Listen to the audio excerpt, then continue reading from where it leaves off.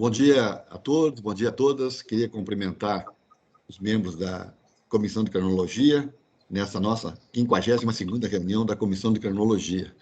Cumprimentar o doutor Untura, cumprimentar o doutor Lância, cumprimentar a doutora Petra, cumprimentar o doutor Frederico Bedran, cumprimentar o doutor Baldino, cumprimentar a doutora Valéria, cumprimentar a doutora Nádia, cumprimentar o doutor Kiomar, saudar a todos. E, de forma especial, fazer uma saudação ao nosso colega Emanuel Teixeira de Queiroz, que nos brinda hoje com a sua presença aqui e vai partilhar conosco um pouco do seu conhecimento, do seu grande conhecimento a respeito de água mineral. Então, muito obrigado, doutor Emanuel, pela sua presença. Não preciso lhe dizer que o senhor está em casa, né? Porque o senhor sempre esteve em casa aqui conosco, né? Então, sinta-se à vontade aí para participar conosco dessa reunião, né? Desta reunião, quizás das próximas reuniões aí que vai ficar à vontade, ao livre-arbítrio do colega aí querer nos acompanhar. Eu queria saudar todos, então, como mencionei, né? Registrar que, lamentavelmente, na reunião anterior eu não pude estar presente, né? E aí agradeço a disponibilidade do doutor Betran aí, que conduziu brilhantemente a reunião, né? E logrou êxito na pauta estabelecida. Muito obrigado, doutor Betran. Obrigado, doutor Baldino, aí também, pelo...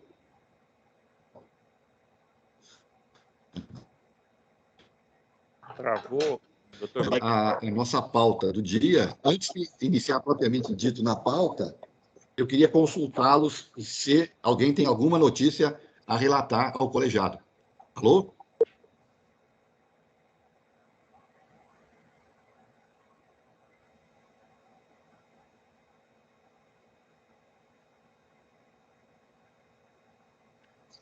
Sim.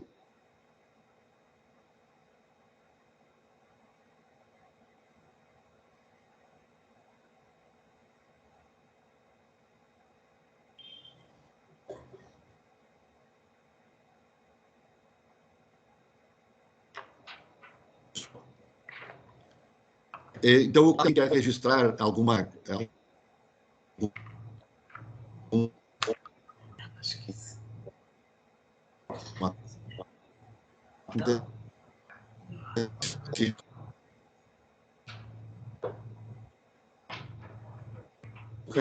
doutor Bedran, que conduziu a reunião, tem uma... Alô, tá muito baixo o som. Topica, para mim está travando, não sei se para os demais também, mas a sua fala está travando um pouco. Está travando. Isso. Está travando? Alguns estão com duas imagens. O doutor Bica está duas imagens. Como, doutora Petra? A gente está vendo o senhor como duas imagens, assim, uma pequenininha e uma grande. Tá, então acho que houve algum problema. Eu vou fazer o seguinte, eu vou desligar e vou voltar, ok? Olha se não é o celular conectado. Não. Não é. Eu vou desligar e volto na reunião pelo calendário do Teams, tá? Ok? Tá. Ok.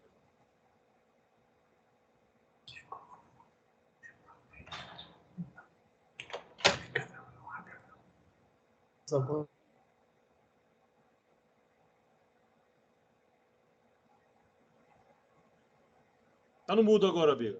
Está no mudo. Ok, melhorou o sinal? Agora sim. Ótimo. Ok. Perfeito. Ok.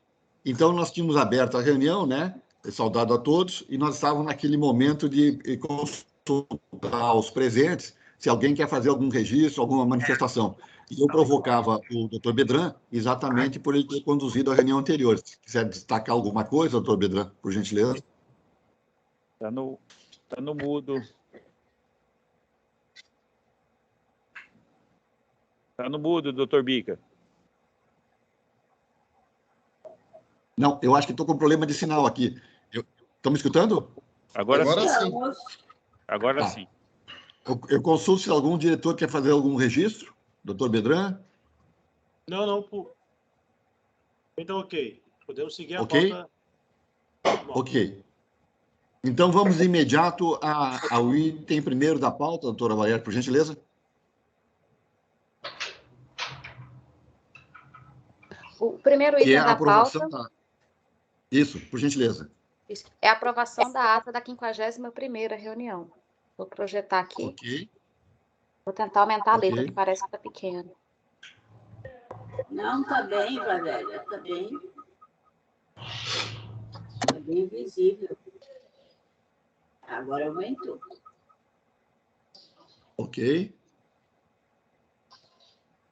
Então, a reunião foi conduzida no dia 10 de setembro.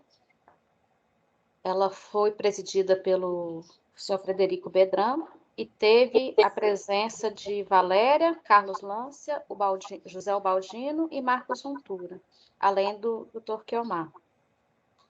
Foi aprovado. O primeiro ponto de ata foi a aprovação da ata da reunião anterior, da 50ª.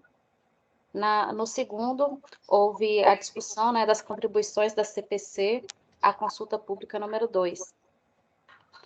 Aí o registro aqui é: Frederico Bedrão e José Luiz Ubaldino apresentaram minuta de nota técnica referente à proposta de resolução consoante a consulta pública ANM número 2/2021.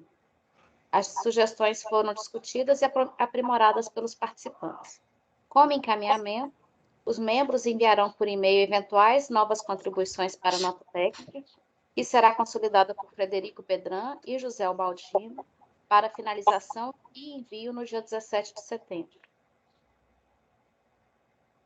ok. Foi essa a ata da reunião. Ok, eu consulto se algum colega quer fazer algum registro em relação à ata. Eu estive presente, eu vi que meu nome não está aí. Doutora Valéria, acrescentar o nome da doutora Petra. Ok, acrescento. Mas tem certeza, doutora Petra, estava presente na reunião do dia 10? Sim, pelo menos eu me lembro de tudo isso que vocês falaram aí. Não tem nada aqui na minha agenda que marque que eu não estive. Ok, vou acrescentar. Ok. Alguém mais tem algum registro a acrescentar na ata? Doutor Bedrão? Doutor Bica, a ata está ok. Eu só sugiro que a gente, até para ter uma conexão em relação à ata anterior, que na presente ata a gente registre que essas contribuições em relação à consulta pública e tal foram enviadas. Tá. Só isso. Nós recebemos. Quem é que ficou encarregado de fazer o encaminhamento? O encaminhamento foi via gabinete da diretoria-geral. Isso. Nós encaminhamos do Dr. Quiomar, que ficou de encaminhar isso em nome do presidente da comissão, a diretoria colegiada e a superintendente de regulação. Ok. Doutor Quiomar está conosco? Sim, Foi encaminhado, esse documento foi encaminhado para a secretaria, né? Já Geral. encaminhamos para a equipe analisar. Ok, excelente. Tá. É isso que... Isso está registrado na ata, tá, né? Ou não? Aí está na tramitação processual, porque aconteceu depois, né? Tá, O então... envio do documento. A observação do doutor Bedrão é só mencionar ali no encaminhamento que foi encaminhado, então, né? Mencionar nessa atual. Na presente ata, doutor Bica. Atual, de hoje. Não, tá, perfeito. Ok. Tá, ok, entendi. Na data na reunião, na nossa reunião de hoje. Isso. Tá, fica registrado que o encaminhamento chegou até o destinatário, é isso, né? Exatamente. Está sendo analisadas as contribuições. Ok. Outro ponto que se puder mencionar, Valéria, mas doutor Bica, nós nos colocamos à disposição da equipe para eventual qualquer reunião que se eles acharem pertinente, tá? Para que a gente possa discutir com a equipe técnica as contribuições que nós enviamos, ok? Tá. Acho que é sempre bom deixar esse registro aí de abertura da CPC a qualquer discussão. A doutora Valéria coordena, né, doutor Frederico? Porque eu formalizei, né, informei a equipe, mas a sua sugestão é que registre aqui, né? Que se houver necessidade, né, e se queira aprimorar ou discutir algum ponto sugerido, que a comissão está à disposição, não é isso? Exatamente. para eventuais esclarecimentos, né?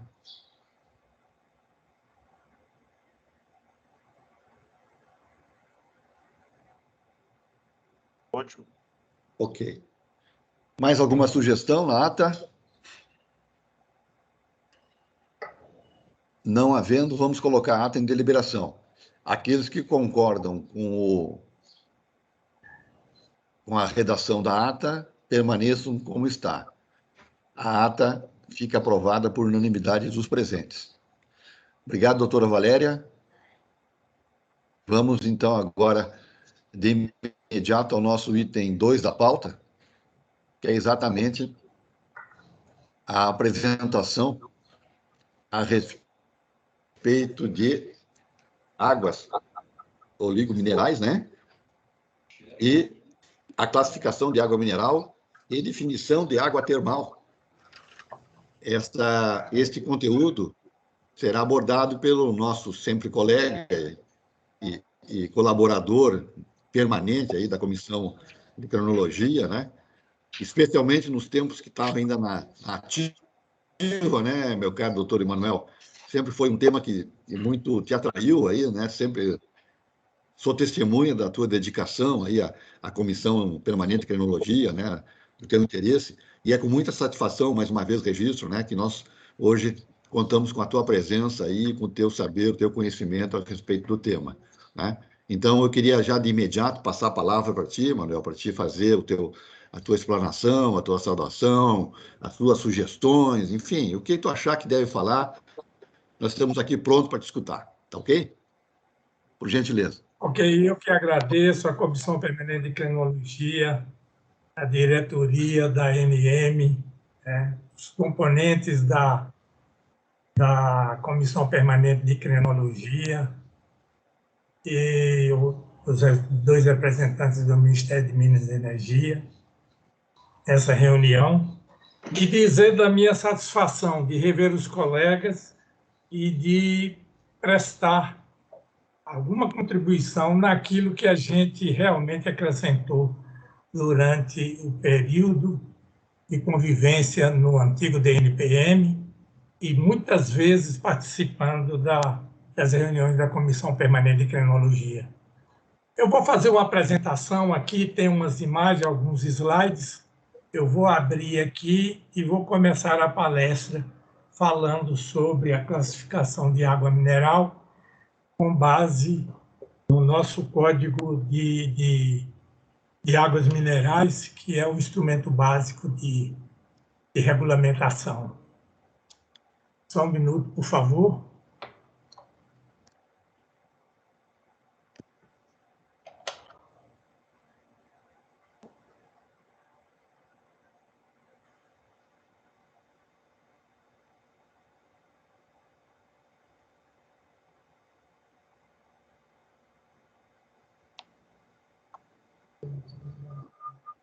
Onde é que está o arquivo? Aqui. Então vamos compartilhar a tela, não é isso? Aqui. Pronto. Aí qual é essa palestra? Essa aqui. Então clica nela.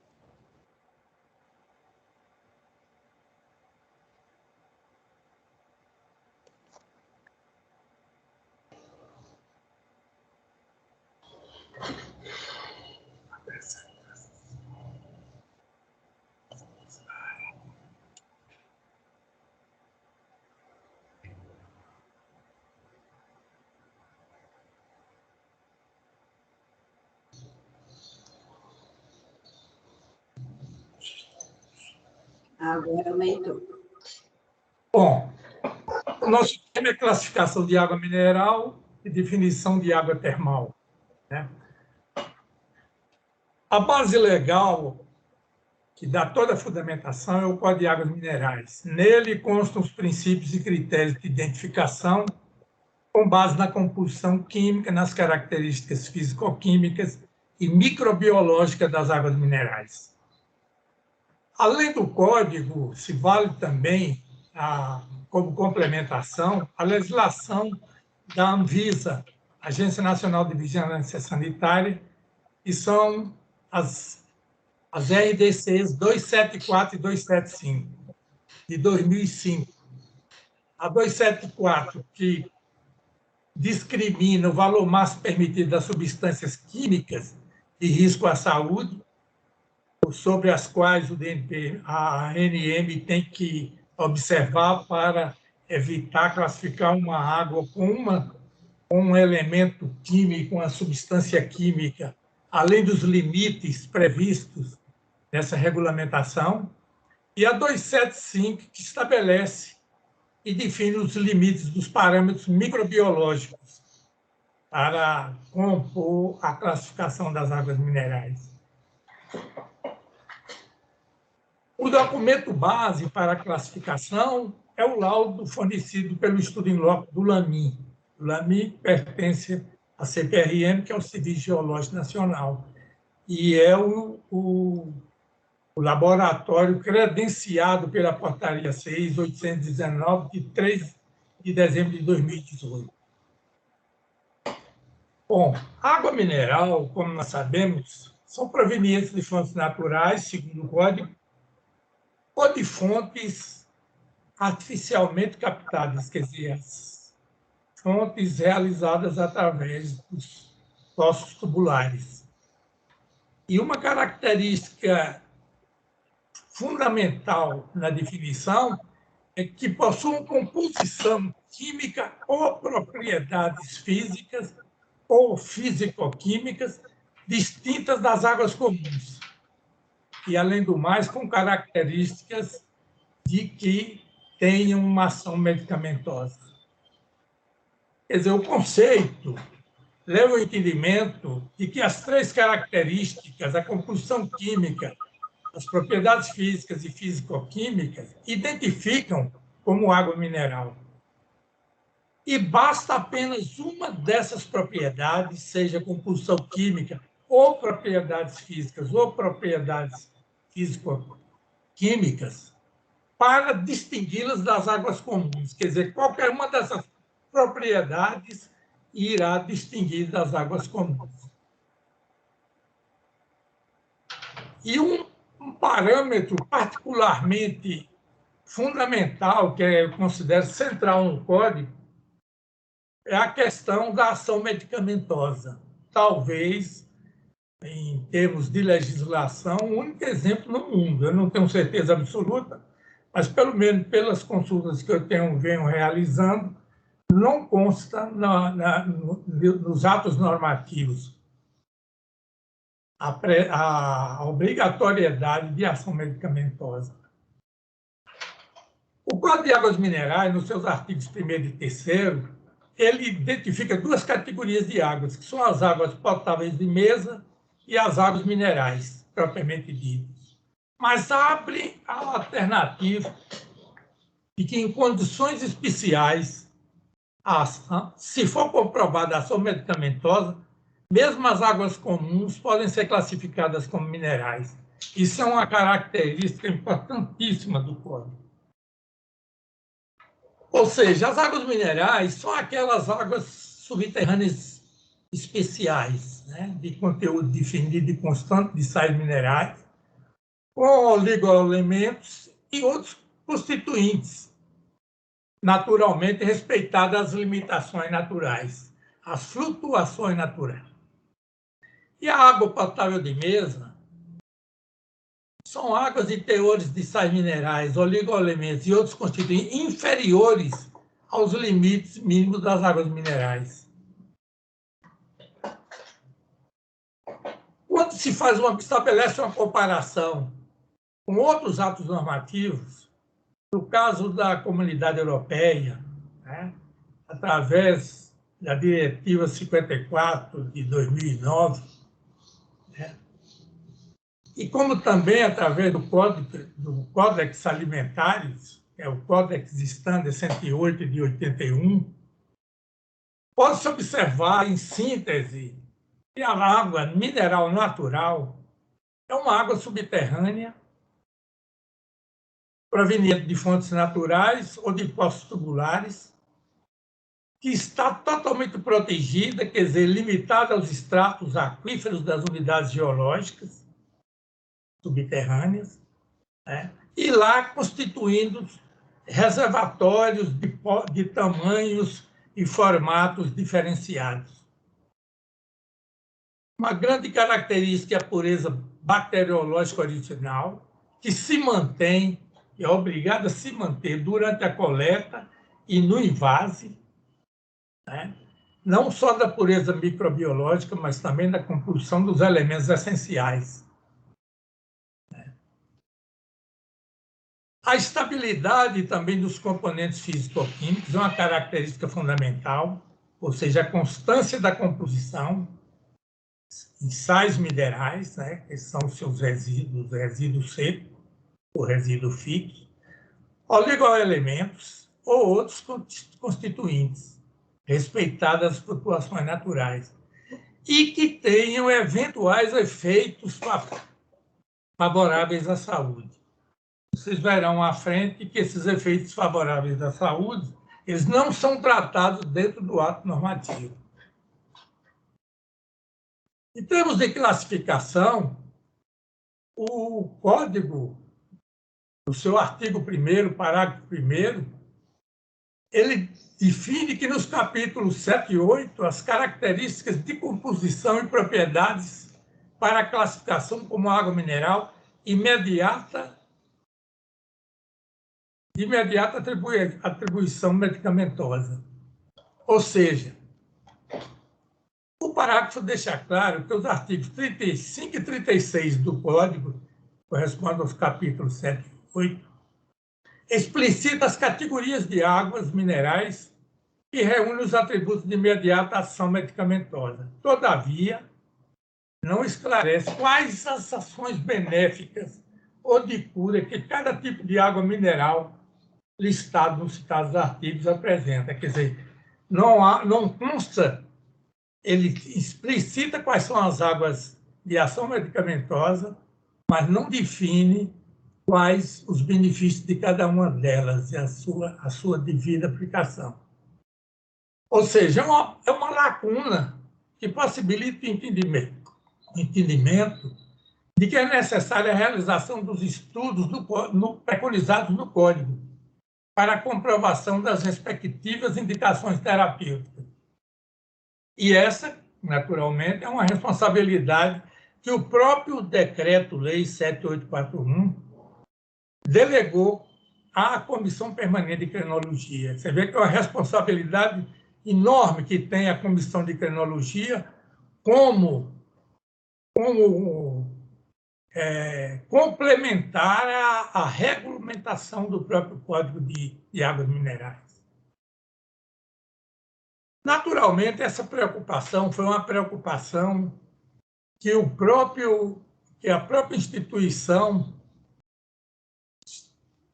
achou por bem que havia uma necessidade de definição dada pela CPC sobre a conceituação de ação medicamentosa. E isso ocorreu através da Declaração 002 de 2006, que busca esclarecer, então, essa questão da ação medicamentosa da água mineral. E veio, então, essa definição. A ação medicamentosa decorre da aplicação e uso de águas minerais com propriedades terapêuticas que podem ser utilizadas com a finalidade de auxiliar tratamento médico, atuando de maneira complementar aos demais tratamentos de saúde, bem como na função coadjuvante de regulação e manutenção do bem-estar físico do organismo e na ação preventiva de processos nocivos à saúde humana. Quer dizer, essa conceituação, salvo melhor juízo, ela não alcança ainda, no meu entendimento, o que exige o Código de Águas Minerais.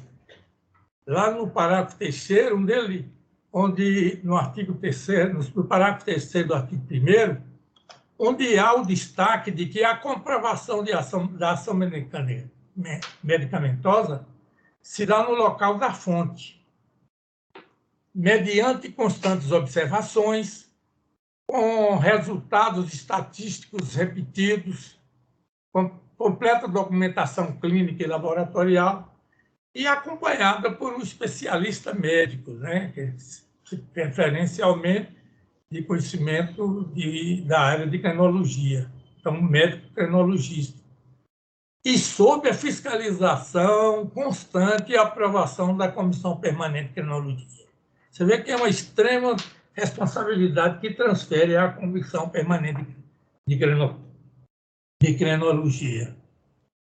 Então, a classificação, com base no artigo 35 do Código, as águas minerais podem ser classificadas quanto à composição química em 12 variedades, né? 12 categorias. Oligominerais, radíferas, alcalino-bicarbonatadas, alcalino-terrosas, sulfatadas, sulfurosas, nitratadas, cloretadas, ferruginosas, radioativas, toriativas, carbogasosas. Além dessas 12 categorias, o código chama atenção também de que as águas podem ser classificadas como minerais de acordo com o elemento predominante.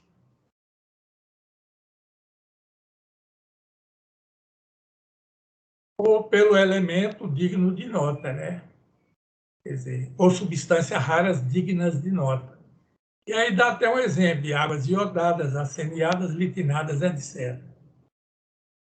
Esse dispositivo do código motivou em reunião da Comissão Permanente de Crenologia, que promoveu a classificação dos tipos de águas minerais, né, do tipo fluoretada, vanádica, litinada e seleniada. A fluoretada, por exemplo, quando com um mínimo de 0,02 miligramas por litro de fluoreto. Isso deu origem, então, à portaria do DNPM 540/2014. O arsênio, por ser um elemento de muito risco à saúde, ele não entrou na composição, na classificação. Não foi contemplado nessa classificação. Um fato que chama atenção é que as águas fluoretadas, por exemplo, da Comunidade Europeia, o teor em flúor é superior a 1 miligrama por litro. Nós temos águas de composição mineral muito baixa, comparada com as águas europeias. Então, chama atenção nessas 12 variedades de águas classificadas, as águas oligominerais e as águas cloretadas e as águas nitratadas. Essas 3 águas só serão classificadas como mineral se for comprovada a ação medicamentosa, quer dizer, mediante aqueles estudos repetidos, acompanhamento através de médicos especialistas e também da Comissão Permanente de Crenologia, que vai fiscalizar e vai referendar esses análises e dizer se aquela determinada água é mineral ou não mineral, né? Quer dizer, ficando caracterizada a ação medicamentosa específica de cada uma delas. Isso com as águas oligominerais, as nitratadas e as cloretadas. As oligominerais, quer dizer, quando não atingidas os limites do artigo 35, só forem classificadas quando comprovada essa ação medicamentosa. Já no caso da Comunidade Europeia, as águas oligominerais, ou água pouco mineralizada, eles classificam pelo resíduo seco, resíduo fixo, quando menor ou igual a 500 miligramas por litro. São consideradas águas oligominerais. E na Sociedade Espanhola de Hidrologia Médica, eles chamam as águas oligominerais de águas oligometálicas ou de fraca mineralização, quando a mineralização, quer dizer, o resíduo fixo, se situar entre 50 e 500 miligramas por litro.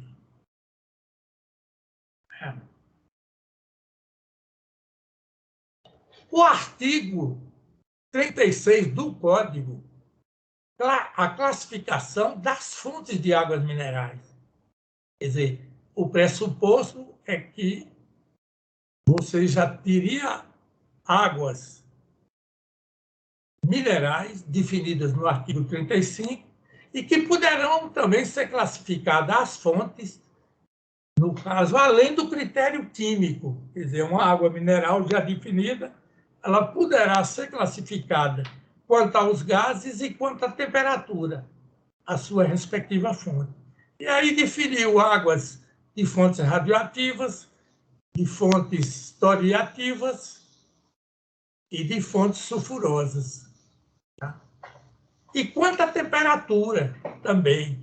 Quer dizer, uma água mineral de fonte fria, quando a temperatura é inferior a 25 graus, fonte hipotermal, entre 25 e 33, fontes mesotermais, fontes isotermais, entre 36 e 38 de temperatura, e fontes hipertermais, quando a temperatura foi superior a 38 graus centígrados.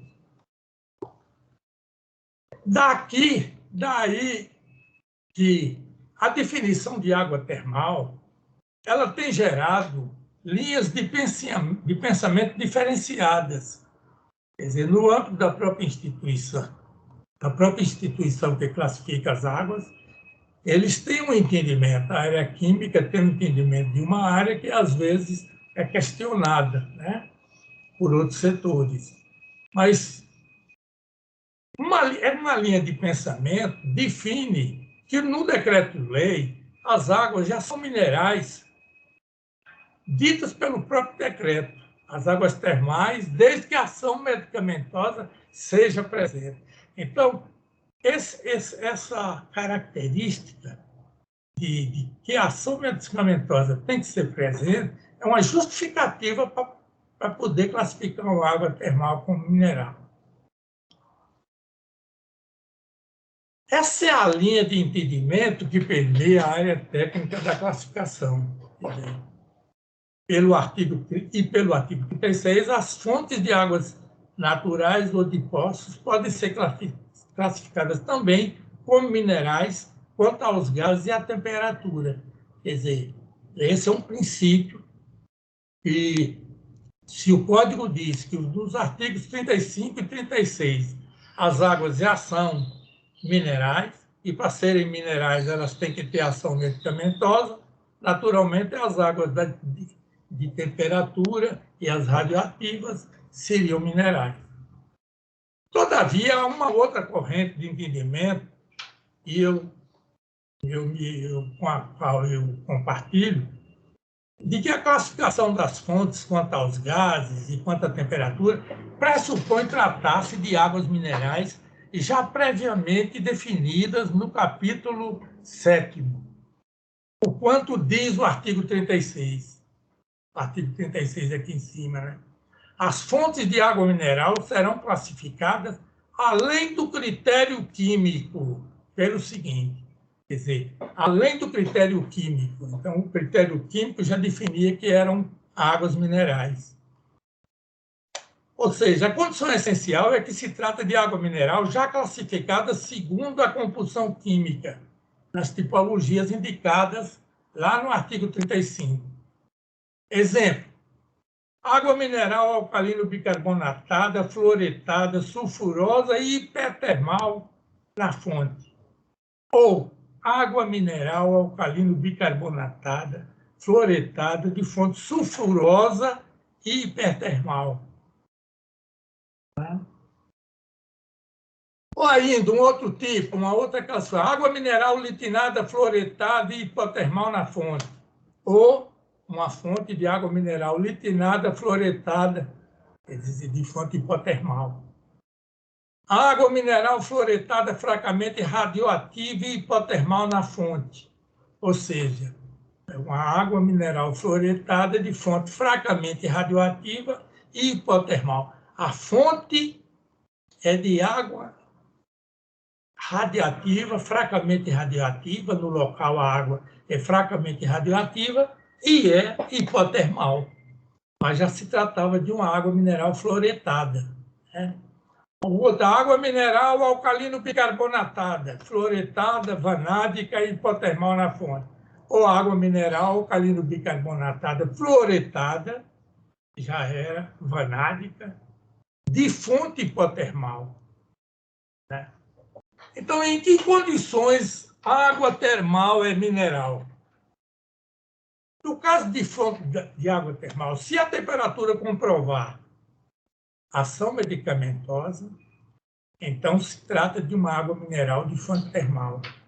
Se não comprovar tal propriedade terapêutica, será apenas água comum de fonte termal. Esse parágrafo reforça o entendimento de que águas termais de comprovada ação medicamentosa são, portanto, águas minerais. Na fonte, quer dizer, local de sua captação. Mas, uma vez destinadas ao invase para o consumo humano, a ação terapêutica não mais persiste, porquanto perdem ao longo do processo produtivo e distributivo a termalidade de origem, temperatura medida na fonte. E essa preocupação, em vista de linhas de entendimento dissonantes, quanto ao tema termalidade das águas subterrâneas, houve a necessidade de ser levado o assunto à Comissão Permanente de Criminologia. E em 2011 foi submetido, entrou na pauta de reunião da comissão para elaborar a proposta de resolução, que deve estabelecer os critérios para a classificação das águas provenientes de fontes naturais ou captadas artificialmente, quanto à temperatura na fonte. Por outro lado, também a gente observa, mas não existe classificação de águas minerais de fonte fria.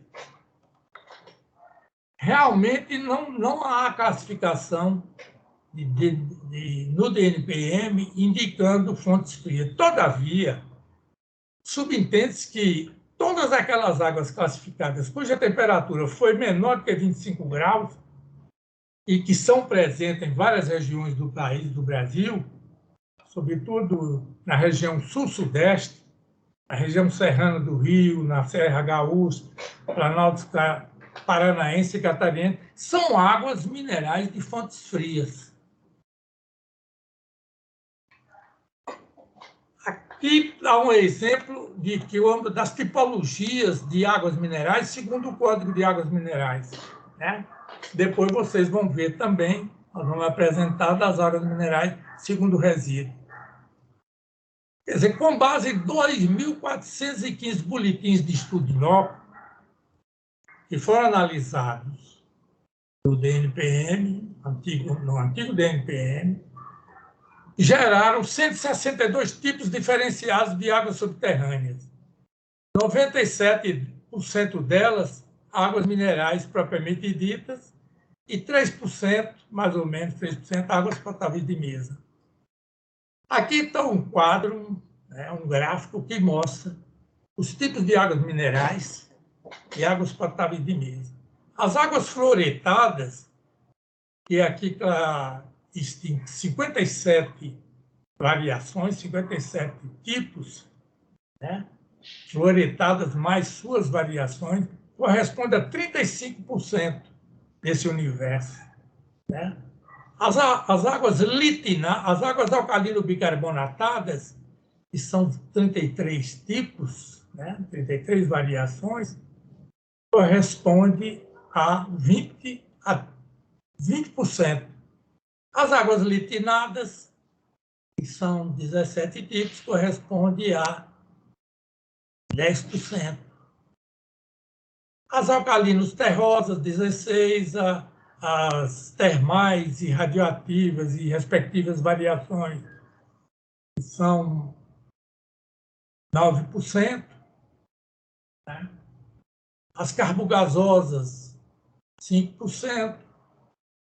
As sulfatadas, também 5%, que são 8 tipos, né?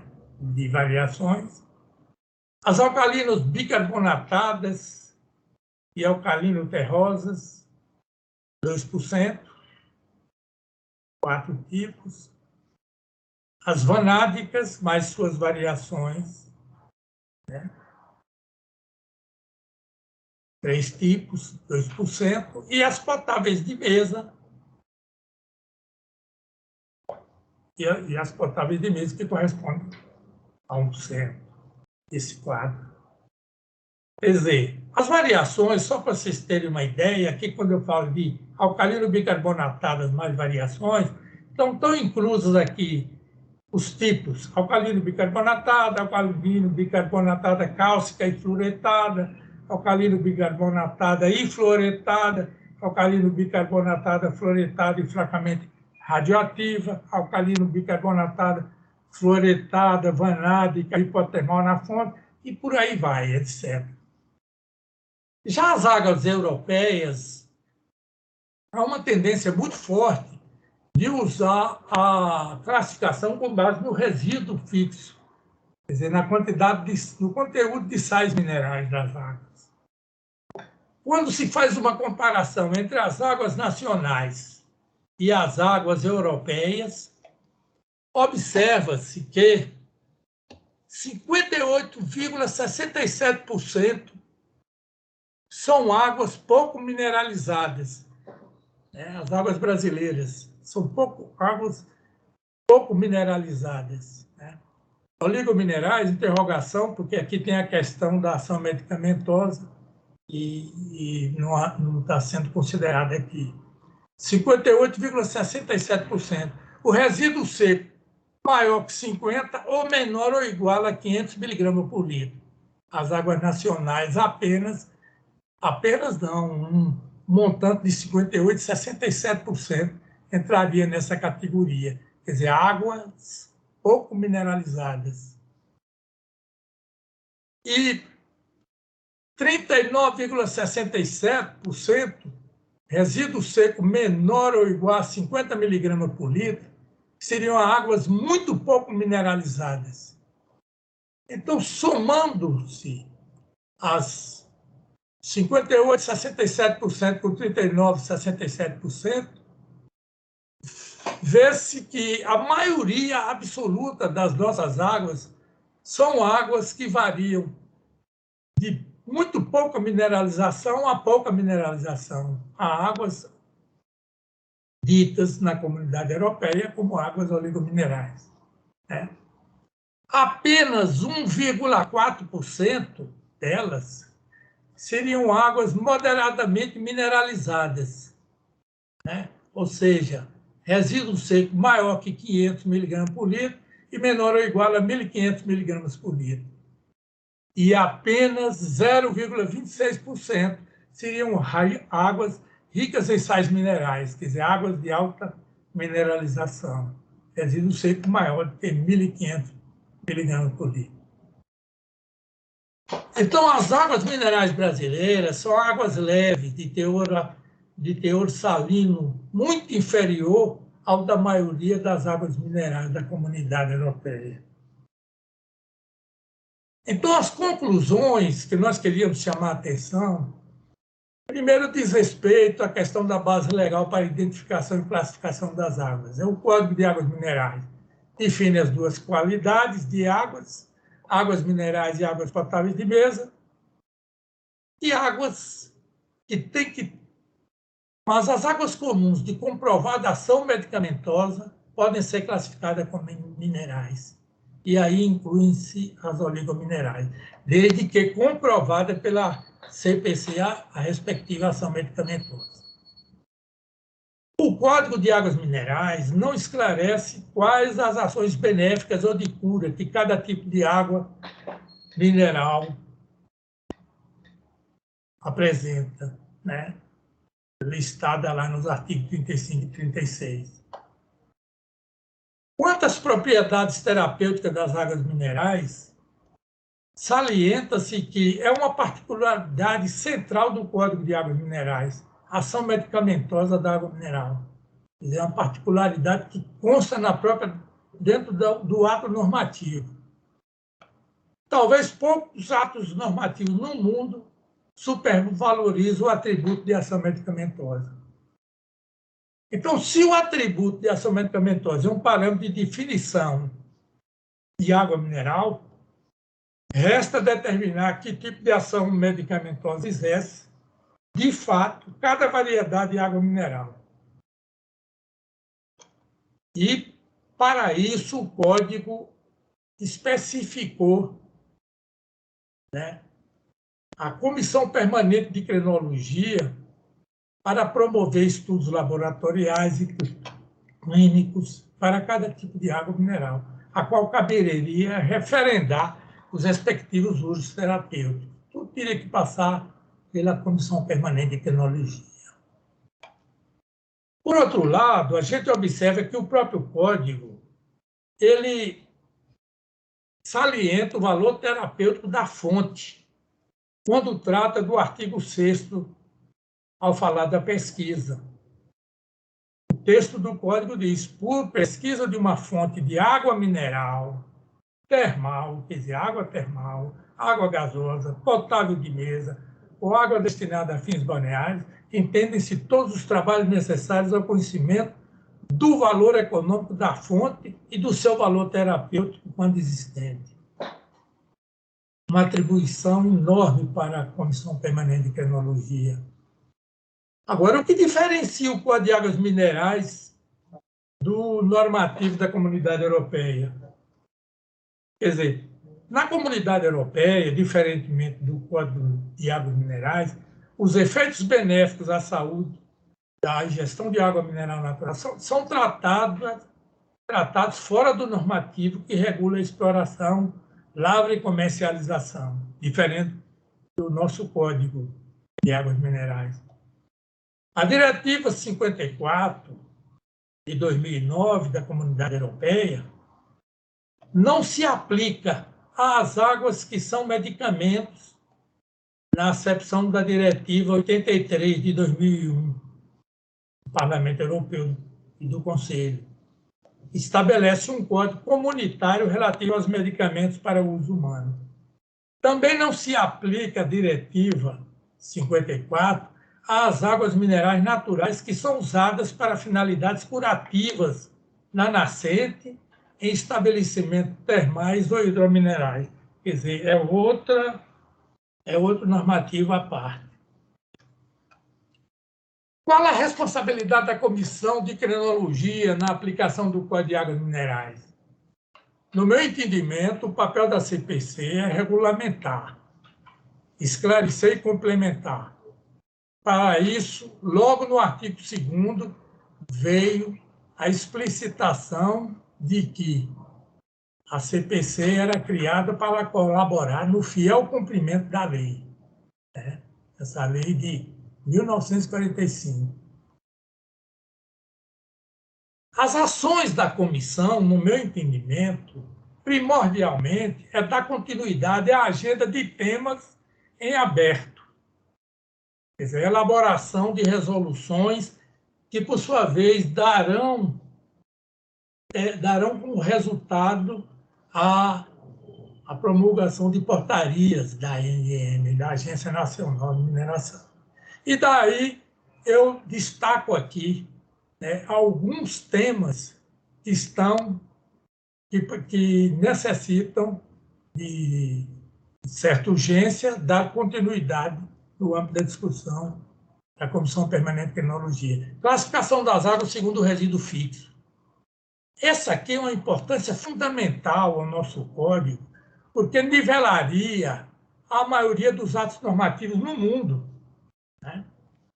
E esse assunto já foi levado à CPC desde 20 de abril de 2005. Né? O DNPM criou um grupo de trabalho previsto para a atualização do Código de Águas Minerais e que avançou muito na classificação das águas minerais, caracterização em função do conteúdo de sais. E aí definiu 3 parâmetros: águas de alto conteúdo de sais, água de médio conteúdo de sais e água de baixo conteúdo de sais. E os resíduos aqui definidos, né? maior que 250 miligramas, entre 100 e 250 miligramas, e menor que 100 miligramas por litro. Seriam as águas de baixo conteúdo de sais ou águas oligominerais, né? A revisão de classificação de águas termais envasadas também é um tema que está na Comissão de Crinologia, e a comissão queria concluir os estudos, apresentar uma resolução para a elaboração de proposta de classificação, quer dizer, que daria a ANM a elaborar a definição de uma portaria que propusesse a classificação das águas termais que são envasadas, né? E já não são mais águas termais, né? E outro tema também é a integração de vazões de fontes de baixa produção e da mesma classificação. Quer dizer, são mais de 3.500 captações, 1.336 concessões de lava, das quais 75% é poço tubular, e mais ou menos 25% surgência. Um terço dessas captações são de muito baixa a baixa produção. Quer dizer, são fontes de vazão menor ou igual a 3 metros cúbicos, que corresponde a 17%. Ou fontes de vazão maior do que 3 metros cúbicos, ou menor ou igual a 5 metros cúbicos por hora.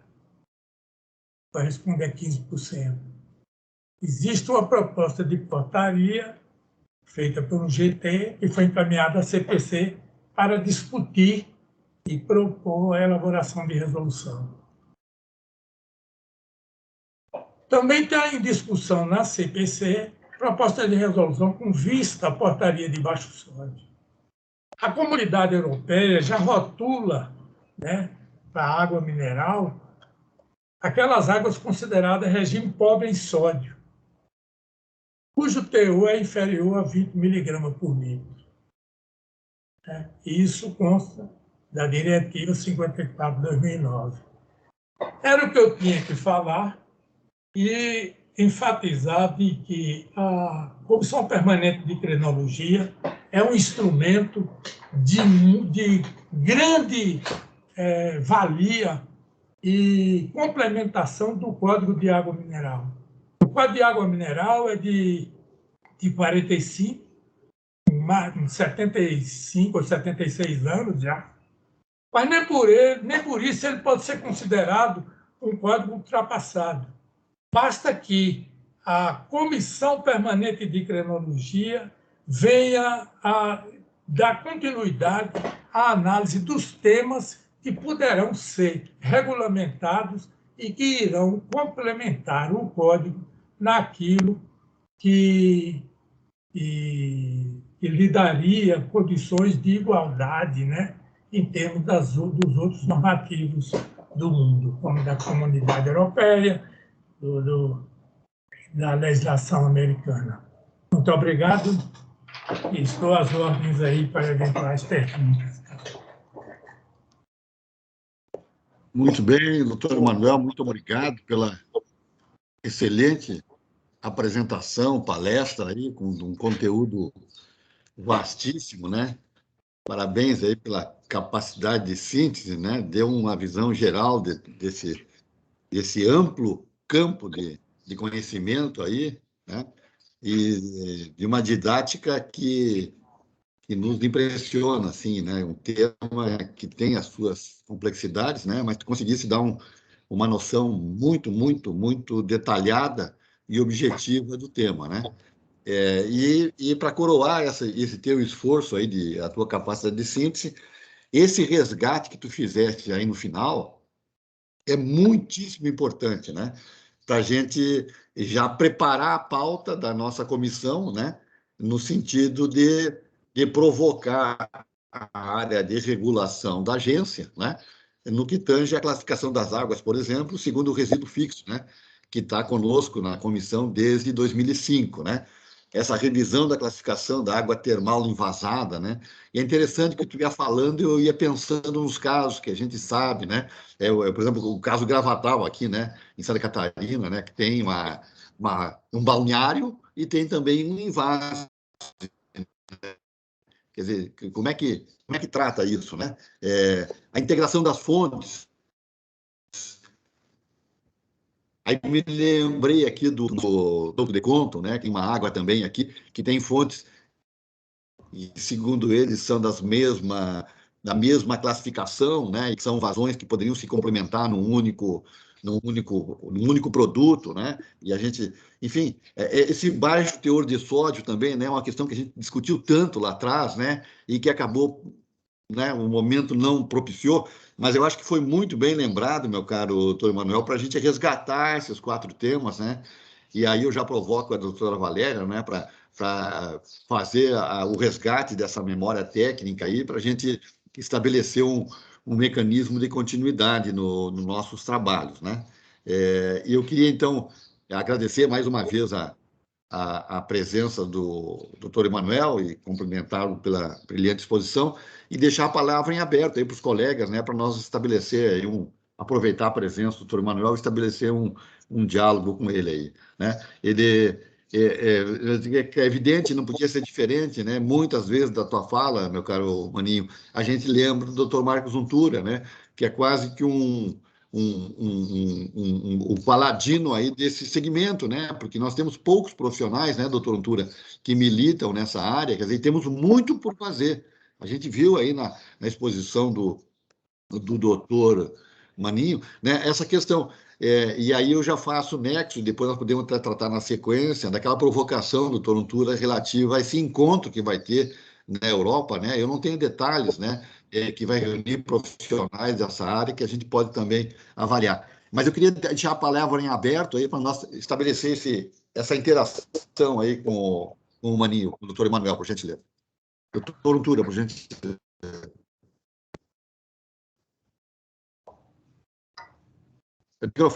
Microfone, doutor. Doutor Manuel, bom dia. Prazer revê-lo novamente. Sempre jovem e saudável. Estenda o meu abraço à sua esposa, a qual temos o maior carinho e a maior admiração por ela. E pelo senhor também, óbvio. Doutor Manuel, no passado, nós chegamos a ter uma ampla discussão, né? Eu e o senhor, sobre a temperatura da água. E eu bati muito nisso no passado, onde eu tentei explicar que a termalidade da água, ela independe dela ser mineral ou ela não ser mineral.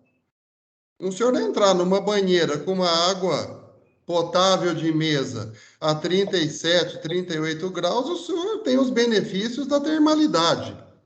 O senhor entrar numa banheira a 37, 38 graus com uma água, né, de média ou alta mineralização, é um cenário completamente diferente, em que nós teríamos a ação da temperatura e teríamos também uma provável ação medicamentosa dos elementos minerais que compõem essa água.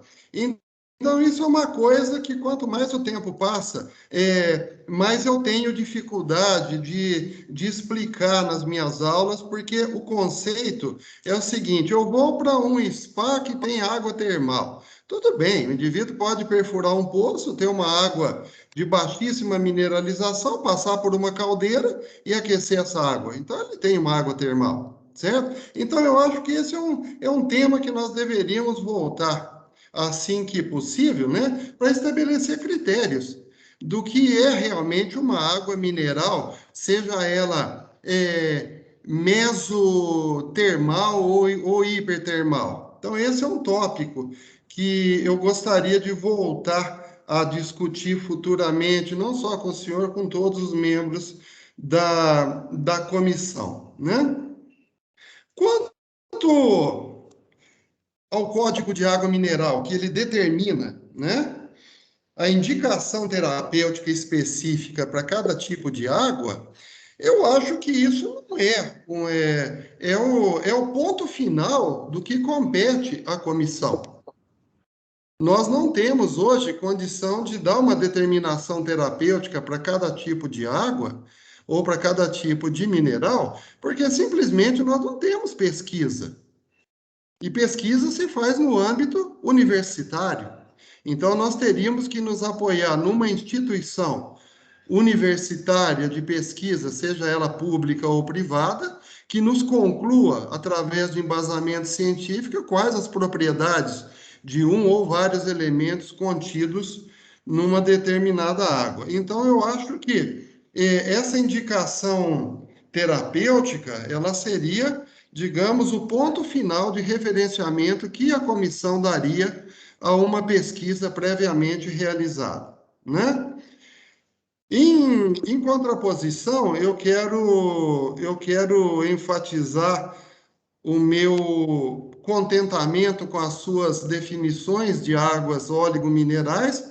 Nós já tivemos oportunidade no passado, eu e o senhor, de discutirmos as águas óleo-minerais, concordamos, digamos assim, 90% dos tópicos, em 10% nós discordamos, né? Discordando sempre sobre aquele respeito que sempre nos pautou.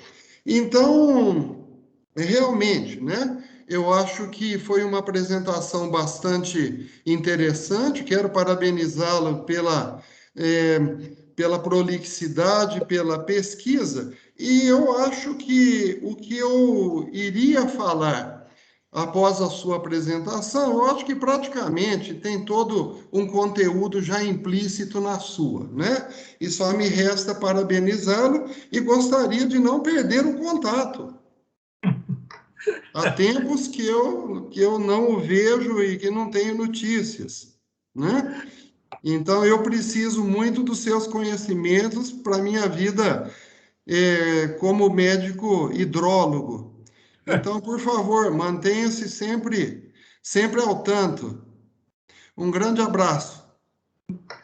Doutor Antura, muito obrigado. Eu agradeço aí a gentileza do senhor, inclusive a deferência com relação à minha família, à minha esposa, que sempre a gente tem ido juntos aos congressos.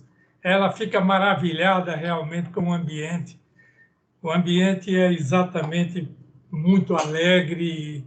Além de agregar conhecimento, a gente tem essa particularidade, né, de tratar o emocional, encontrar os colegas, os amigos, e realmente é uma festa muito grande.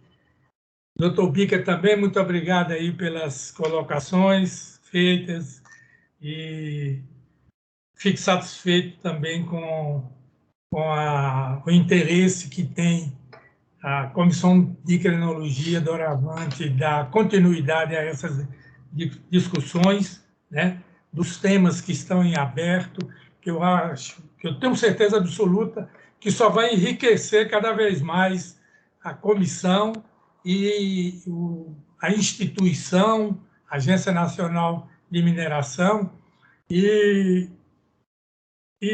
melhorar cada vez mais o próprio código, que alguém, quando quer bater no DNB, na instituição, diz que o código é um código ultrapassado e tal. Mas esquece que dentro do próprio código há um elemento criado pelo código, que felizmente veio a se concretizar, que é a instituição da Comissão Permanente de Crenologia. E aqui eu volto, doutor Antura, a dizer que a Comissão de Crenologia, ela tem porque não é ela que irá estudar.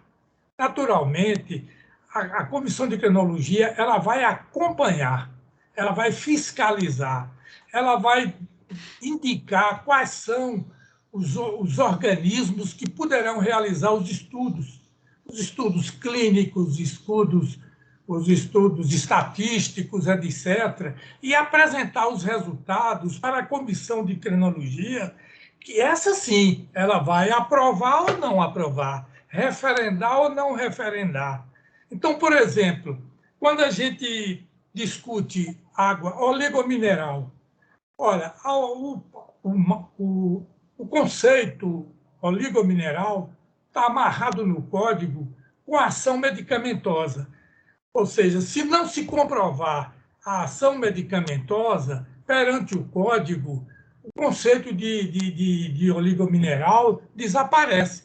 É diferente do conceito de oligomineral lá para a Sociedade Espanhola Médica, né, que trata das águas oligometálicas, diferente do conceito da Comunidade Europeia, que apenas define que as águas com resíduo seco, quer dizer, conteúdo de sais inferior a 500 miligramas por litro, são águas oligominerais.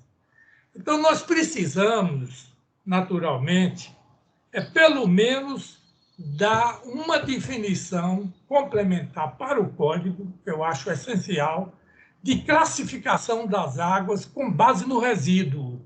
Então, nós vamos classificar águas de média, de baixa mineralização, águas de média mineralização e águas de alta mineralização. Se bem que nossas águas, naturalmente, a grande maioria delas, são águas mesmo de baixa mineralização. Elas estão ali, se eu ver, quase 98% delas se enquadram no conceito de águas de baixa a muito baixa mineralização. Eu acho que a indicação terapêutica, se a gente entender que é obrigado a dar, a gente poderia exigir essa contribuição de fora, naturalmente, né? Das instituições de pesquisa que façam os estudos, naturalmente capitaneadas ou custeadas pelo próprio segmento de água mineral, né? Que pode dar uma contribuição para a realização desses estudos, e que depois os resultados desses estudos serão, quer dizer, durante o desenvolvimento, acompanhados pela CPC, e posterior ao desenvolvimento, quando referendado, quando apresentado em relatórios para a comissão, e sejam referendados ou não. Aquela água com a sua aplicação de qual o benefício terapêutico que tem a água. Porque nós temos no artigo 35 e 36, definido, 36 e 37, aliás, 35 e 36, definidos as águas minerais pela sua ação medicamentosa. Mas não se especifica que ação terapêutica é essa. Né? Que ação terapêutica é essa? Então, a gente, se houver essa necessidade de cobrança muito grande, poderia se exigir, né, dos detentores das suas águas que estudassem melhor, né, quais as propriedades e por que tem a indicação para tal finalidade, e apresentar a Comissão Permanente de Crinologia. A Comissão Permanente de Crinologia, no meu entendimento, olha, ela tem uma responsabilidade tão grande ao ponto de até analisar relatórios de pesquisa. Isso está no código. Planos de aproveitamento econômico, se necessário, tudo cabe à própria Comissão Permanente de Tecnologia. É uma força muito grande que tem a Comissão Permanente de Tecnologia. E eu acho que quanto mais ela se aproximar da academia, mais ainda vai valorizar e vai destacar esse valor perante a instituição, a Agência Nacional de Mineração. Vamos só escutar a doutora Valéria e, na sequência, a doutora Petra, por gentileza. Pois não. Obrigada. Parabéns, doutor Emanuel, pela excelente apresentação, qualidade do material.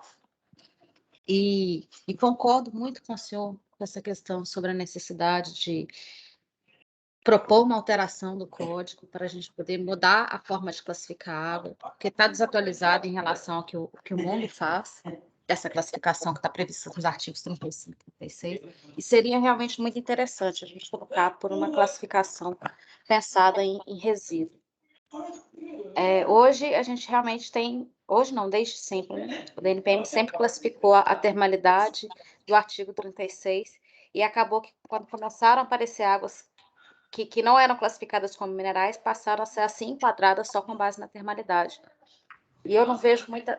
eu queria, assim, ideia da saída, se a gente... Porque o código não define o que é água termal. Ele classifica fontes de águas termais, mas não define água termal. Ele define água mineral, define água potável de mesa. Então, eu não consigo interpretá-lo de forma a enxergar esse terceiro produto. Obrigado, doutora Valéria. Doutora Petra, por gentileza.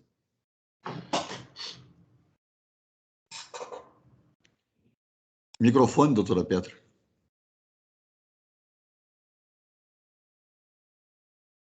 Microfone está desligado.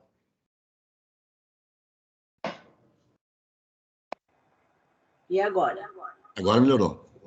Então, eu gostaria de cumprimentar o doutor Emanuel pela brilhante síntese que ele realizou desse tema complexo, que a gente tinha muitas dúvidas, né? E ele conseguiu, de uma forma didática, né, tirar muitas dessas dúvidas, e também ele enfatizou muito bem a importância de retomar aos assuntos que ele tão bem apresentou.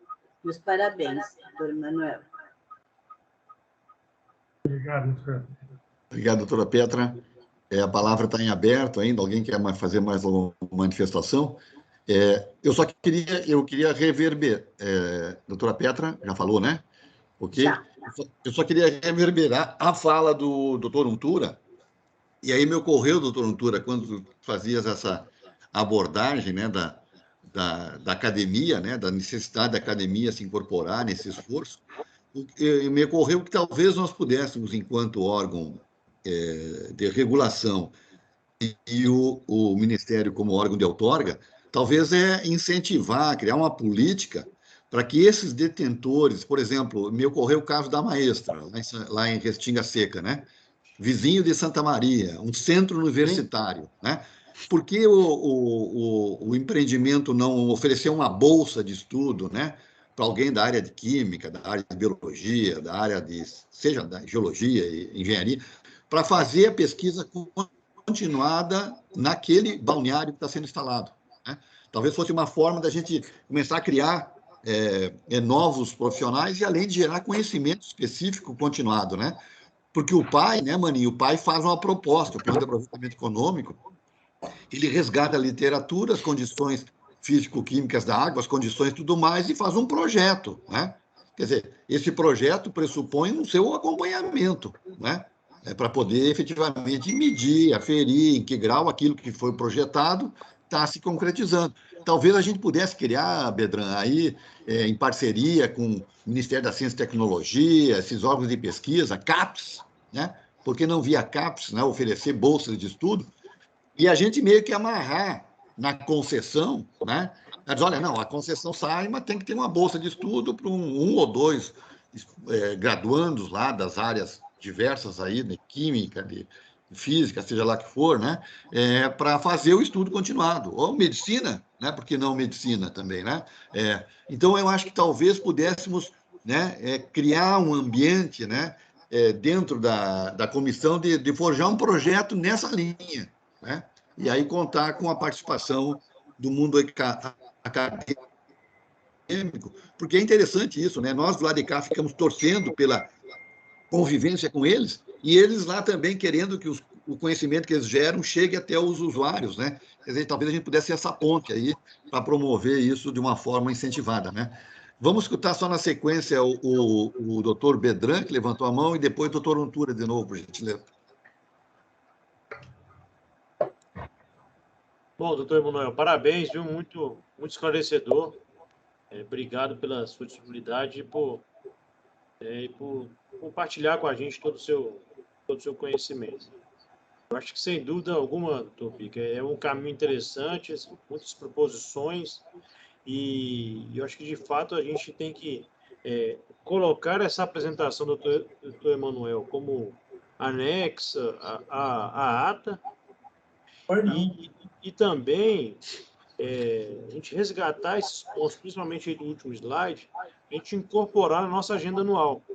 Acho que esse e a partir do momento que a gente incorporar isso na nossa agenda anual, identificar, até mesmo com o doutor Emanuel, qual universidade ou qual pesquisador que poderia auxiliar a gente nesses pontos. Eu acho que seria um exercício aí a gente fazer para o nosso planejamento anual. Eu não sei como é que está a nossa agenda para esse ano ainda, né?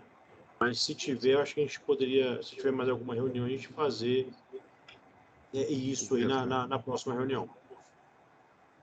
Ok, obrigado, doutor Bedran. Doutor Marcos Ventura.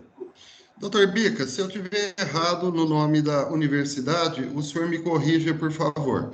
Mas alguma coisa de pesquisa já tem na Universidade do Vale dos Sinos, em Santa Catarina. É esse mesmo nome? É São Leopoldo, né? É Rio Grande do Sul. Vale dos Sinos é Rio Grande do Sul? É São Leopoldo, é. Então, seria interessante. Eles têm algum estudo feito com argilas medicinais e talvez alguma coisa até com águas, né? Então, seria interessante se nós pudéssemos manter um contato com eles, né? A outra observação é para o Dr. Manuel, que a conceituação de água óleo mineral hoje é que ela tem, sim, uma ação medicamentosa muito específica, baseado na associação múltipla de vários minerais que compõem essa água. Então, na comunidade europeia, isso e na Ásia também, ela é considerada como água, óleo mineral com ação terapêutica bem específica, né? Então, esse é um ponto aí que também nós poderíamos nos apegar no futuro. Só isso, só. Excelente. Obrigado, doutor Ventura. Eu já anotei aqui a Universidade do Vale do Rio dos Sinos, a Unicinos, né? É para a gente buscar um contato com eles lá e ver da... Então, eu Sim. tenho um contato lá, que não é médico, que se chama Fernando Hellman. Fernando Hellman, com H. Tá. Se eu puder depois passar as referências para a gente usar como ponto focal. Ele fez ele condensou num livro várias publicações sobre crenoterapia, hidrologia médica, né? São trabalhos de vários autores. Tá. E eu vou tratar de buscar isso e enviar para o senhor. Tá. Porque eu penso assim, ó, talvez se nós tivéssemos esses pontos onde já tem alguma excelência na área, a gente poderia sentar com eles e conversar, porque eles certamente conhecem muito melhor os caminhos de como fazer essas pontes com CAPES, com ciência e tecnologia, né? E nós seríamos o órgão estimulador aí, junto com o Ministério de Minas e Energia, né? O instigador, o provocador, né? Eu pensei, inclusive, assim, eu vou pensar alto aqui, mas nós estamos num ambiente técnico, é importante, né? Quando obtém uma licença ambiental, obtém uma licença ambiental mediante condicionantes, né? Quer dizer, talvez a gente pudesse pensar numa outorga condicionada ao aprimoramento do conhecimento, né? Quer dizer, né, olha, tem que ter um bolsista lá para continuar os estudos, porque aí eu acho que isso, com o tempo, doutor Ventura, a gente teria um elenco de excelências de estudos, de tese de mestrado, doutorado, onde prospectar para fazer essas classificações e esses usos terapêuticos aí que o código nos cobra, né? Eu acho que talvez a gente pudesse construir. É um belo do projeto, agora vai ter que ter uma dedicação para a gente poder forjar ele. Né? Mas a intenção da portaria 127, quando feita, foi essa mesmo, estipular um projeto de caracterização crenoterápica para que se pudesse fazer indicações de uso de uma determinada água, né? Só que ela é muito pouco fiscalizada hoje. E aí talvez tenhamos até produtos aí que estão sendo subaproveitados ou de forma, com todo perdão da palavra, até de forma ignorante sendo desperdiçados, né? Quer dizer, é provável que isso ocorra também, né? Doutor Bedran, por gentileza. Quando a gente, essa questão de investimento investimento em P&D, né? A gente observa outros setores como energia e petróleo, do ponto de vista legal, você tem uma obrigação de investimento de um percentual lá da receita, né? Que não acontece no setor mineral. É um grande desafio para a gente fazer com que não só o governo, mas também as empresas façam esse aporte.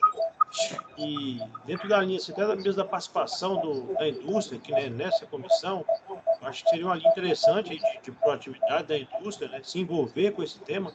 Não falo no primeiro momento, nem estou falando de aporte financeiro, mas de fazer esse link mesmo.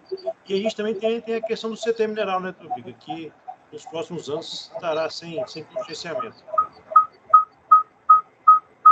Eu acho que foi bem lembrado, Betão. Exatamente, tem vários caminhos já que a gente já pode trilhar, né? Isso aqui já estão disponíveis. Na verdade, é organizar. A CEFEM é a cota parte dos municípios, dos estados, né? Por exemplo, Santa Catarina, aqui a cota parte da CEFEM é direcionada para uma fundação de pesquisa, né? Por que não sair também, né? A gente trabalhar para que isso também tenha um braço lá, uma vertente para incentivar, estimular a pesquisa nessas áreas, né? E aí o imposto de renda também, quer dizer, tu pode fazer abatimento, tem várias possibilidades aí que a gente pode construir, né? De alternativa. Agora, eu acho que assim, eu gostei dessa lembrança do doutor Untura, porque se nós provocarmos a academia, ela conhece como ninguém esses caminhos, né? E aí a gente estabelece um diálogo e vê qual é a melhor abordagem, né? E a gente oferece o ambiente, né? Diz, olha, o teu estudo gerado vai ser incorporado à nossa expertise aqui para a gente poder formatar um banco de dados que no futuro vai ensejar um código aí de finalidades terapêuticas de vários tipos de água. Quer dizer, eu acho que é um excelente começo, né? A gente tem que começar a perseverar nisso. E além dos outros pontos aqui levantados pelo doutor Emanuel, né? Esses 4 pontos que eu vou pedir para a doutora Valéria já anotar aí, né? O doutor Emanuel vai nos franquear a palestra dele e a gente resgatar esses 2005, 2008, essas propostas que tramitaram na Comissão de Cardiologia, para a gente, de repente, pautar para a próxima reunião, que vai ser em dezembro, eu acho que né, é a última reunião do ano, né? Na primeira quinzena. É evidente que, pelo menos, só para reavivar, né? Trazer esses assuntos à pauta e a gente, no próximo ano, a gente dá conta deles, né? Ok? Eu talvez já provocar, eventualmente, a agência, no sentido de, olha, estamos construindo agenda regulatória, quem sabe já colocamos isso lá também, né? Temos que tratar desta forma, né? Eu consulto os colegas se alguém tem mais alguma consideração a apresentar. Então, nos resta... Sim, doutor. Microfone desligado, doutora Petra. Não sei o que está acontecendo. Uma coisa mínima, só para ficar perfeito, né? A palestra do doutor Emanuel, que ele citou logo no comecinho, a resolução da Anvisa 275. Essa resolução, doutor Emanuel, não existe mais. Agora ela foi substituída pela 331 e a normativa 60. Então, seria só para colocar ali. Dá só para repetir, doutora Petra, foi substituída pelo quê? Pela 331 e normativa 60, N60. Ok. Foi substituída pela RDC 331 e pela normativa 60, né? Isso, então é só mudar, porque ela não existe mais. Ok, excelente. Obrigada. Doutor Baldino. Eu não ia falar, não, doutor Bica, mas eu já aproveito o momento. Eu gostaria muito de parabenizar a brilhante síntese do doutor Emanuel, muito esclarecedora. Bom, ele não só se atentou à questão da legislação propriamente dita, como ele trouxe um estudo todo estatístico da coisa. E isso é muito importante para nós. Eu sou um amante dos dados, né? Então eu gosto muito de ver isso, né? E parabéns, né, pelo resgate histórico aí de muitas informações, inclusive com as classificações, né, trazidas. Então já é quase uma nota técnica para uma série de trabalhos que a gente pode vislumbrar a fazer daqui para frente pela comissão.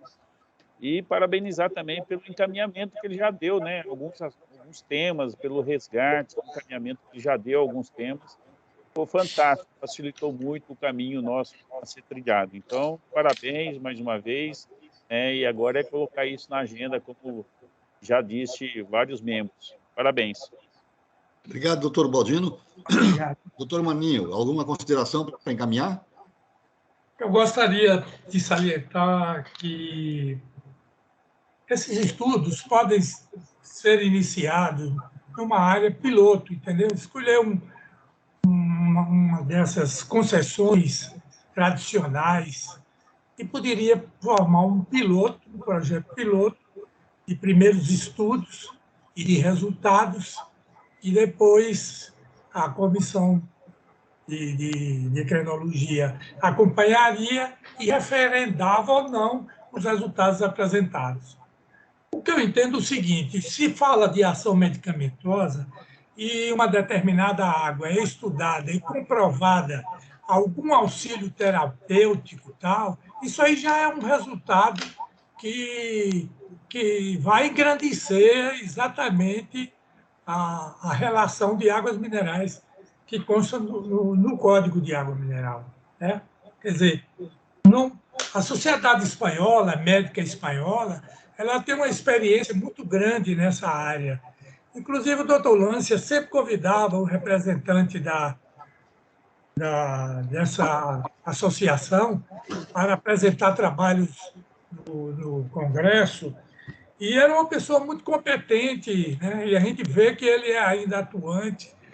Eles têm, por água, especificação das aplicações terapêuticas de cada água. Mas talvez não cheguemos a tanto, né? Porque isso vai com o tempo, isso vai progredindo de acordo com o tempo. Mas se começar a fazer alguns estudos já, nós poderemos ter, dentro dessa linha de associação que você colocou, Bica, de levar pessoas interessadas, né, que fazem mestrado, doutorado, quer dizer, aproximar a academia dessa realidade, que poderia dar uma contribuição enorme, realmente, aí à classificação das águas minerais.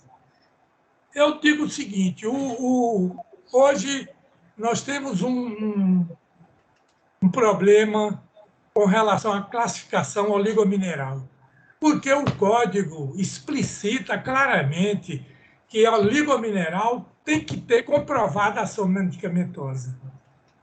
Então, em que pese a definição que foi dada naquela declaração lá no Congresso do Rio Grande do Sul, lá em Gramado, 2006, ela é coadjuvante, né? Quer dizer, ela auxilia, mas ela não atende o que preceitua, o que preconiza o código com relação a análises repetidas, comprovação documental, clínica, né?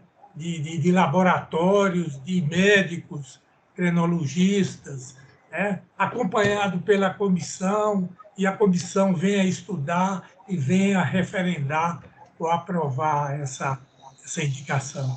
Quer dizer, sem isso, a gente vai continuar com a dificuldade muito grande de classificar a água oligomineral perante o código. Todavia, eu acho que se nós fizermos a classificação com base no resíduo, e isso nós já estaríamos equilibrando nosso código aos demais normativos, né? A maioria dos normativos internacionais, entendeu? Que usam a classificação pelo resíduo, né?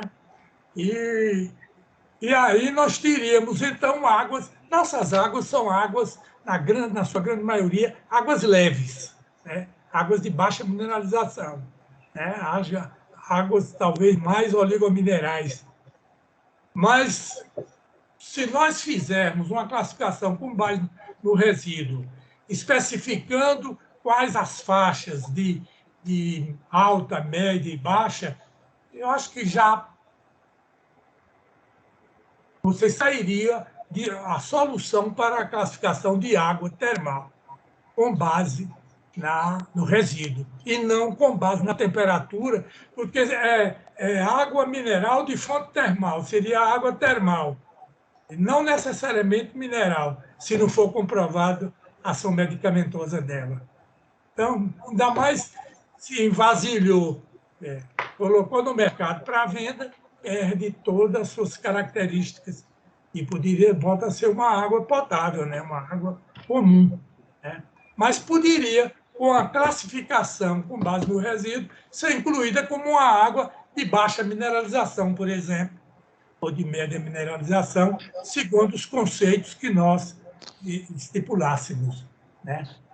Se transformaria, quer dizer, uma resolução se transformaria em portaria da agência, pronto, que agregava ao código como complementar. Doutor Maninho, o doutor Untura, por gentileza. Doutor Manuel, se nós fôssemos considerar que o envasamento de água tiraria as características de uma água óleo-mineral, como é que nós iríamos interpretar uma água fluoretada com 0,03 e de baixa radioatividade? 0,03 de flúor na água é inexpressivo, é água de chuva.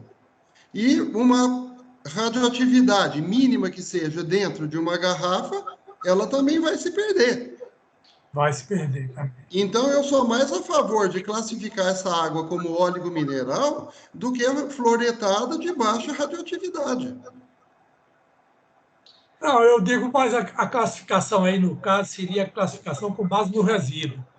Então, o resíduo, qualquer água vai dar um resíduo, né? Qualquer água vai dar um resíduo.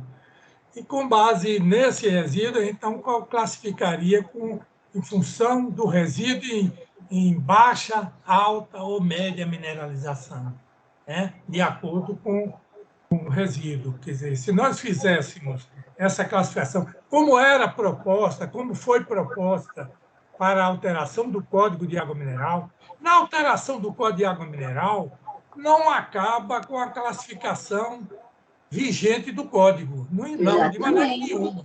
A água continua, ela continuaria sendo classificada de acordo com o artigo 35, né? Em mineral, com a sua, quer dizer, alcalino bicarbonatada, fluoretada, magnesiana, carbogasosa, etc. E também de acordo com o seu resíduo seco.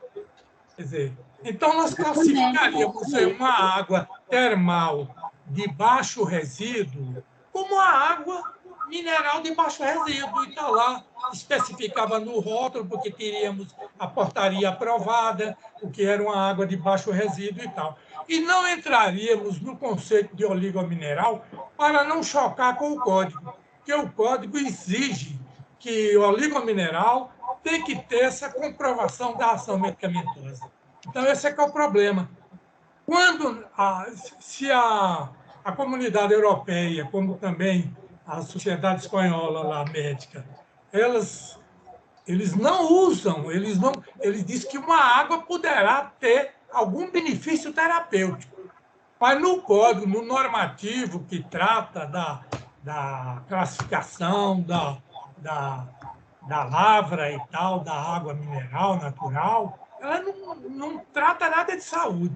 A exceção apenas da rotulagem para as águas de baixo teor de sódio.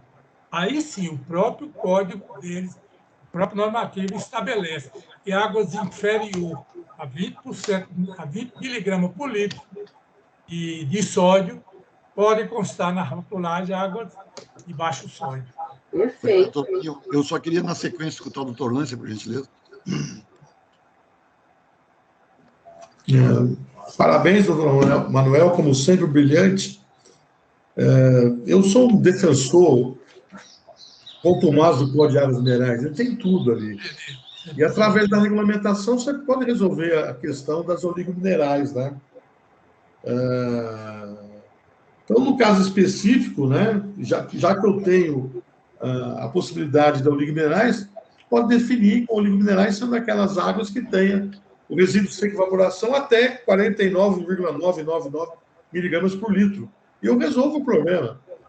Eu estaria resolvido esse problema em relação às águas que são classificadas quanto a temperaturas. E essas águas, onde estão classificadas quanto a temperatura, são águas de baixa mineralização, porque elas são classificadas em função do grau geotérmico baixo, e ela tá inserida em aquíferos da região centro-oeste, norte e nordeste, por característica climática existente. Então, você resolve na regulamentação disso. Então, e também, né, com isso, você não precisa ir para uma alteração do código, né?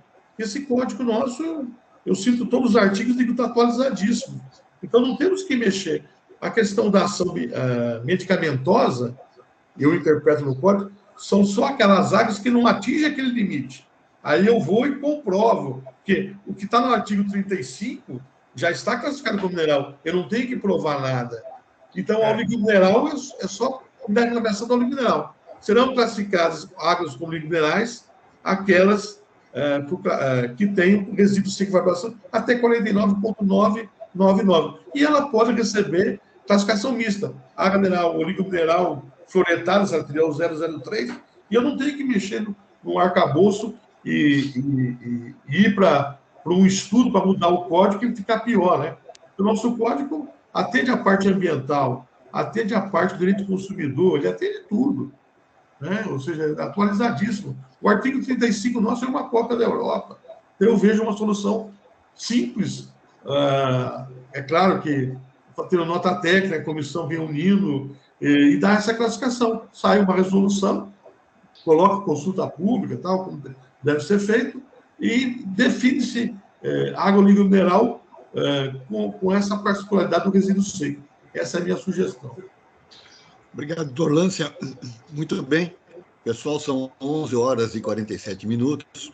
Né? Eu queria encaminhar, agradecendo já a presença de todos, mas eu queria oferecer a possibilidade do doutor Untura. Ele fez uma... Eu não... Foi um e-mail que o senhor disparou aí, em função de... Sim. É um evento para comemorar os 100 anos de fundação da Sociedade Internacional de Medicina Hidrológica e Climatologia. Então, me formularam um convite que eu estendo a todos os membros da comissão, né, para 2 palestras. A primeira, que tratará da água e das nascentes do Brasil, da sua história e das suas utilizações. Então, esses são dados que talvez eu precise do auxílio da agência. Ok. Que me forneçam esses dados, né?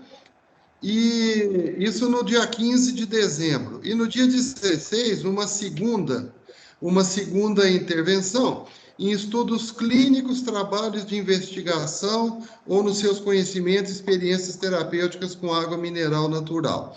Eu acho que nessa segunda intervenção seria oportuno entrar nesse tema exposto pelo Dr. Emanuel e pelo Dr. Bedran, de quais as perspectivas futuras que nós teríamos, né, para intervir no assunto água mineral. Por exemplo, aprofundar estudos em nível acadêmico, bolsas de estudo, um percentual sobre a lavra, sobre o CEFEM, alguma coisa que nos diga como nortear o futuro, né? Mas eu me preocupo muito com a primeira, com esses dados que eu tenho de uma maneira muito superficial, e a segunda palestra seria em termos de investigação, que seria interessante dizer que nós não temos investigação, mas estamos nesse caminho futuro, né? Ok.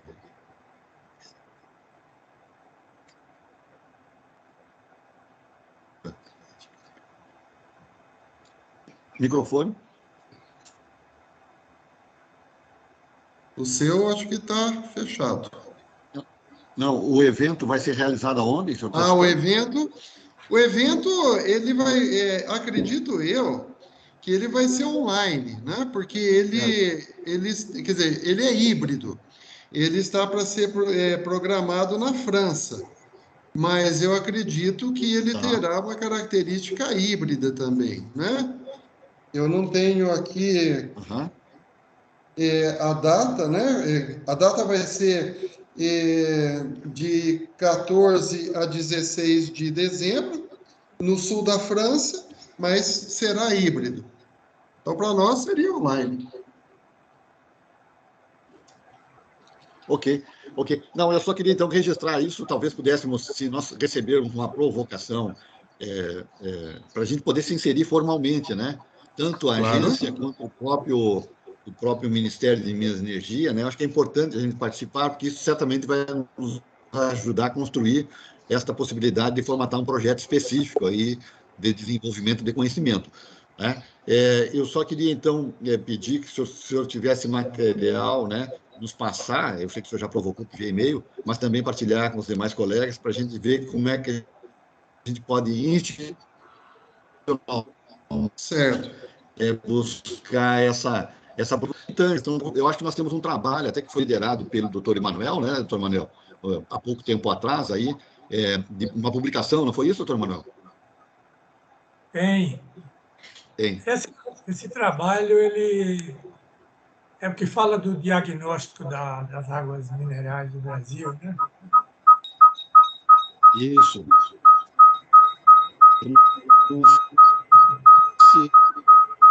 Se eu consigo, doutor Ventura? Eu não estou escutando. Deve estar tendo alguma interferência. O senhor está com o microfone fechado, doutor Bico. Eu não sei por que eu talvez tenha um problema de fecha. sinal, mas... Ele fecha sozinho. Alô? Oi, agora sim. Está escutando? Está escutando? Agora sim. Não, eu dizia que nós publicamos pelo departamento um trabalho da Lavra do doutor Emanuel, há poucos tempo atrás, que é um diagnóstico, né, doutor Emanuel, das águas minerais do Brasil, né? Isso. Que talvez pudesse ser um bom subsídio aí, né? Então... E onde que eu acesso isso? No site da agência, em Geodiversidade. Como é que é o título, Mania? Diagnóstico das águas minerais do Brasil, né? Estudo. Deixa eu ver o título aqui. E aí, em relação às demais informações, doutor Ventura, no que a doutora Valéria e a doutora Nádia puderem nos ajudar aí, o senhor fica à vontade para nos provocar aí, naquilo que for necessário. Né? Estudo diagnóstico das águas minerais e potáveis de mesa do Brasil. Perdão, repita novamente. Ele está com a publicação na mão lá, doutor Ventura. Ó. Se colocar mais em direção à câmera, para a gente Levanta um pouquinho, doutor Manuel. Isso. Aí. Espera um pouquinho. Estudo diagnóstico das águas minerais e potáveis de mesa do Brasil. Nós chegamos a publicar em pendrive esse livro, não foi, doutor Emanuel? Eu acho que sim, no evento, né? Sim, dei. Sim, então, doutor Bruce, foi publicado pela Abiram. Nós publicamos esse livro aí. Nós conseguimos lembrar para o senhor, doutor Marcos. Vamos mandar a Abiram tem. A Abiram publicou ele em pendrive, né? Distribuiu pendrive. Distribuiu pendrive. Isso. Aliás, podemos fazer atualização. Vamos publicar atualização. Desafio lançado. Bem lembrado, viu, Lance? Porque esse trabalho aqui, ele contempla aproximadamente 70% das águas minerais brasileiras, né? Das concessões da época. Então, nós poderíamos fazer aí uma atualização dele, né? Para completar, se não 100%, os 99,9%. Aí já está um belo tema para esse trabalho de academia, né? Da gente incentivar esses estudos, né? Não é isso? Tá? A gente pode publicar novamente e fazer um termo de cooperação e custear isso. A publicação. Olha aí. Boa ideia. Bom dia, pessoal. Parabéns, Manuel, na que está falando. Volta à oportunidade de dizer, a gente tem que ter um banco de dados de água mineral. Né? Na época que tinha o Seguidro, tinha muito pesquisador que entrava, fazia perguntas, que buscava informações nesse site. Né? Eu acho que a gente está assim, precisando demais desse banco de dados. Era isso. Obrigado, doutora Nádia. Vamos também. Então, temos 6 pontos já pautados aí para nós colocar na próxima reunião para a gente alinhar, né?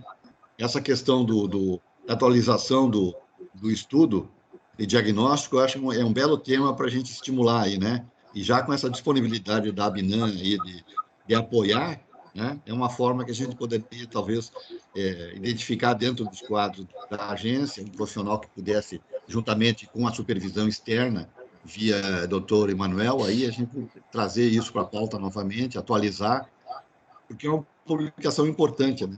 E aí está o exemplo aí da utilidade com essa necessidade que o doutor Untura acabou de relatar aí. Muito bem. Eu queria franquear a palavra, se alguém tem mais algum registro a fazer, agradecendo mais uma vez a disponibilidade do nosso colega Emanuel aí pela bela palestra, né?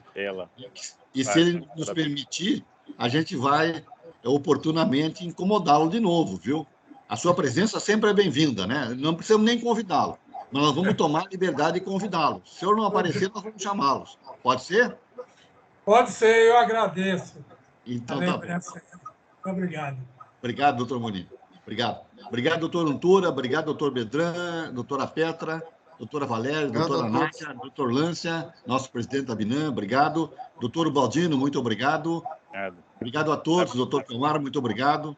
Tá? Uma boa tarde a todos e até uma próxima reunião que vai ser em dezembro, tá?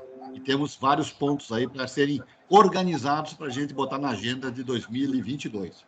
Tá? Muito obrigado a todos e até a próxima reunião. Um abraço. Boa tarde a todos. Um abraço, Lância.